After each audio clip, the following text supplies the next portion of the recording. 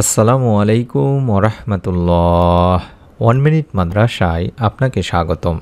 আজ আমি অত্যন্ত গুরুত্বপূর্ণ একটি ভিডিও নিয়ে হাজির হয়েছি।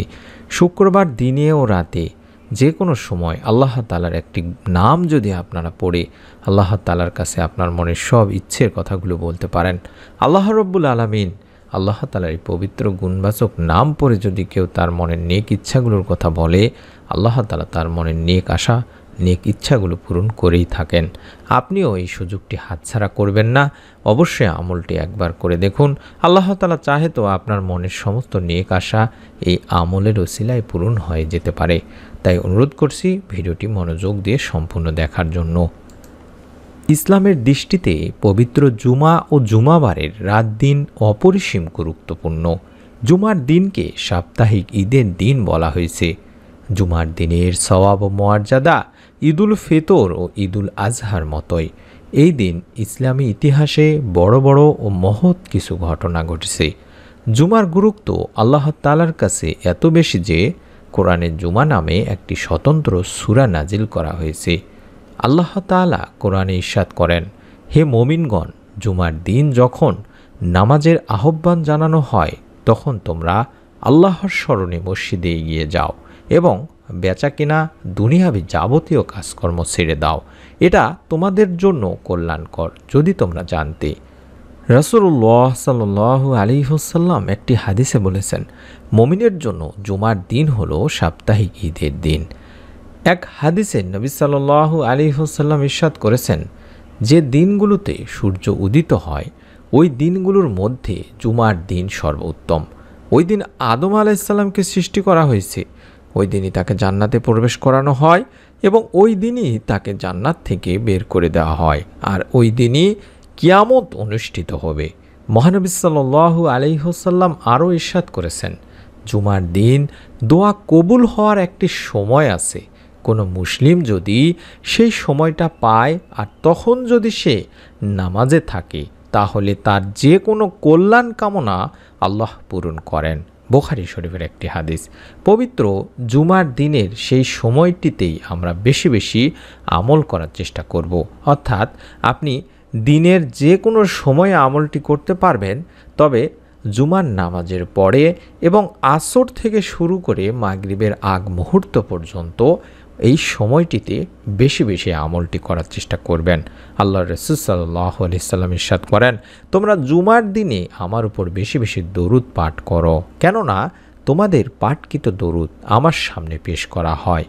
এমনিতেই তিরমিজি শরীফের হাদিস অনুযায়ী আমরা জানতে পারি যে ব্যক্তি দরুদ পাঠ করে আল্লাহ তার উপর 10টি রহমত নাজিল করবেন।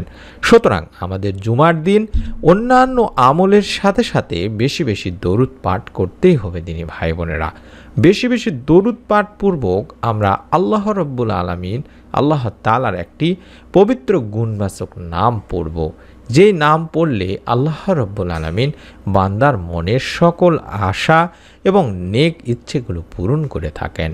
দুনিয়াতে আমলি জীবন যাপনই আল্লাহ তাআলার কাছে সবচেয়ে বেশি প্রিয়। আল্লাহ মানুষকে ইবাদতের জন্যই সৃষ্টি করেছেন, আর আমল ও দোয়ার মাধ্যমেই আল্লাহর নৈকট্য অর্জন করা সম্ভব। আল্লাহ সেই বান্দাদের সবচেয়ে বেশি ভালোবাসেন যারা তার কাছে চায়, আর যারা চায় না তাদের উপর অসন্তুষ্ট হন। তাই কল্যাণের যে কোনো কিছু আল্লাহর থেকে চেয়ে নেওয়া যায়, এক্ষেত্রে অবশ্যই ধৈর্য ধরতে হয়। আল্লাহ বান্দার উপযুক্ত সময়ে উপযুক্ত জিনিস দান করেন। আল্লাহ তাআলা বলেন, নিশ্চয়ই মানুষকে সৃষ্টি করা হয়েছে অস্থির করে। যখন তাকে বিপদ স্পর্শ করে তখন সে হয়ে পড়ে অতিমাত্রায় উৎকণ্ঠিত। তাই আল্লাহর রহমত থেকে নিরাশ হওয়া যাবে না। সর্বাবস্থায় আল্লাহকে স্মরণ করতে হবে। আল্লাহর দয়া ও অনুগ্রহের চাদর সব সময় আমাদের আবৃত করে রাখেন। বান্দার যে সময় যেটা প্রয়োজন ও কল্যাণকর তখনই আল্লাহ সেটা দান করেন, তবে সেজন্য তার কাছে অবশ্যই চাইতে হবে বেশি বেশি। আল্লাহ তাআলা বলেন, যদি তোমাদের উপর আল্লাহর অনুগ্রহ ও তার দয়া না থাকতো তাহলে তোমরা ধ্বংস হয়ে যেতে, আর নিশ্চয়ই আল্লাহ অধিক তওবা গ্রহণকারী প্রজ্ঞাময়। সূরা নূরতে 10 নম্বর আয়াতে এই কথাটি বলা হয়েছে। আমরা আল্লাহ রব্বুল আলমিনের কাছে আল্লাহ তাআলারই একটি পবিত্র গুণবাচক নামের মাধ্যমে চাইব আমাদের মনের নেক ইচ্ছাগুলো। একবার হজরত আনাস রাদিয়াল্লাহু তাআলা আনহু রাসূল সাল্লাল্লাহু আলাইহি সাল্লামের সঙ্গে বসেছিলেন। এমন সময় এক ব্যক্তি এসে নামাজ আদায় করলেন এবং নিচের এই দোয়াটি পাঠ করলেন। আমি যে দোয়াটি দেখাচ্ছি এই দোয়াটি আপনাকে পাঠ করতে হবে তিনি ভাই বোনেরা। তবে আপনারা যদি মনে করেন শুধুমাত্র ইয়া জাল জালালি ওয়াল ইকরাম, আমি যে অংশটুকু মার্ক করে দেখাচ্ছি এই অংশটুকু আল্লাহ তাআলার একটি পবিত্র গুণবাচক নাম, এই অংশটুকু শুধুমাত্র আপনি 100 বার পড়বেন। শুধুমাত্র ইয়া জাল জালালি ওয়াল ইকরাম এইভাবে অন্তত আপনি 100 বার পড়বেন। আর যারা পুরো দোয়াটি পড়তে পারবেন তারা অবশ্যই 100 বার পুরো দোয়াটি দেখে দেখে পড়ার চেষ্টা করবেন। আমি অনুরোধ করছি, আবারও বলছি, যদি না পারেন শুধুমাত্র ইয়া জাল জালালি ওয়াল ইকরাম এটি 100 বার পাঠ করবেন। আমি একবার পুরো দোয়াটি শিখিয়ে দিচ্ছি, আপনারা দোয়াটি অন্তত 100 বার পাঠ করবেন। যেটি বললাম পবিত্র জুমার দিন, শুক্রবার দিন জুমার নামাজ আদায় করার পর থেকে শুরু করে আসরের আগ পর্যন্ত সময়টিতে আপনি পড়তে পারেন, অথবা আপনি আসর থেকে শুরু করে মাগরিবের আগ মুহূর্ত পর্যন্ত এই সময়টিতেও করতে পারেন, কোনো সমস্যা নেই ইনশাআল্লাহ। এই দোয়াটির বাংলা উচ্চারণ হচ্ছে আল্লাহুম্মা ইন্নী আসআলুকা বিআন্না লাকাল হামদু লা ইলাহা ইল্লা আনতাল মান্নান বাদিউস সামাওয়াতি ওয়াল আরদ ইয়া জাল জালালি ওয়াল ইকরাম ইয়া হাইয়্যু ইয়া কাইয়্যুম। এইভাবে আপনি অবশ্যই 100 বার পড়ার চেষ্টা করবেন।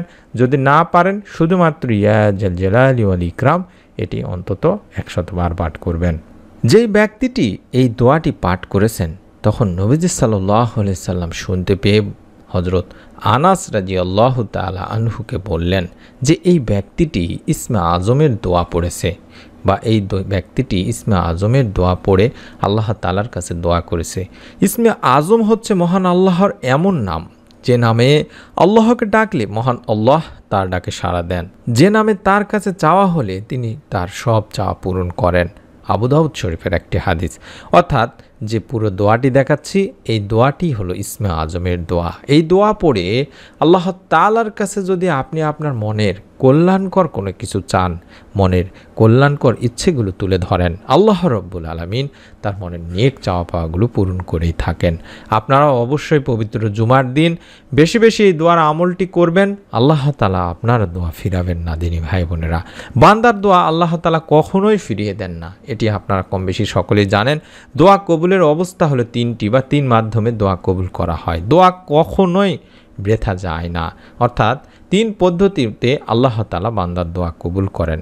যখন কোনো মুমিন ব্যক্তির দোয়ায় কোনো পাপ থাকে না, আত্মীয়তার সম্পর্ক ছিন্ন করার বিষয় থাকে না, তাহলে আল্লাহ 3 পদ্ধতির কোনো এক পদ্ধতিতে দোয়া কবুল করবেন। আর 3টি পদ্ধতির মধ্যে 1 নম্বর পদ্ধতি হলো সে যে দোয়া করেছে তা হুবহু কবুল করে দুনিয়াতেই তাকে এর ফল দান করেন বা দেওয়া হয়ে যায়। 2, তার দোয়ার প্রতিদান পরকালের জন্য আল্লাহ রাব্বুল আলামিন সংরক্ষণ করে রাখেন। 3, দোয়ার মাধ্যমে তার অনুরূপ কোনো অমঙ্গল, যে অমঙ্গল তার উপর পতিত হওয়ার কথা ছিল, সেই অমঙ্গলকে আল্লাহ রাব্বুল আলামিন তার থেকে দূরে সরিয়ে রাখেন। সুবহানাল্লাহ।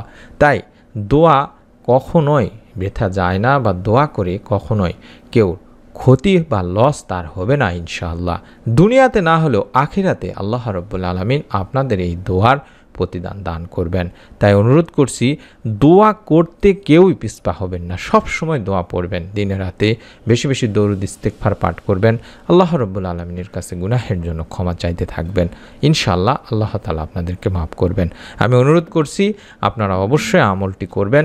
যারা আমলটি করবেন তারা মনে মনে একটি নিয়ত করে ফেলুন, ভিডিওটিতে অবশ্যই একটি লাইক দেওয়ার মাধ্যমে। এবং এইরকম ভিডিওগুলো আমরা প্রতিদিন আপনাদের জন্য দিয়ে থাকি। অসংখ্য দিনী ভাই বোন ভিডিওগুলো দেখে আমল করছেন।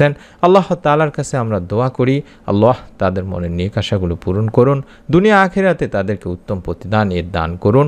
যারা নতুন ভিডিওগুলো মোবাইলে দেখতে চান, পেতে চান, তারা অবশ্যই চ্যানেলটি সাবস্ক্রাইব করে বেল বাটনটি অন করে রাখতে পারেন। সকলে ভালো থাকুন, সুস্থ থাকুন। আসসালামু আলাইকুম ওয়া রাহমাতুল্লাহ।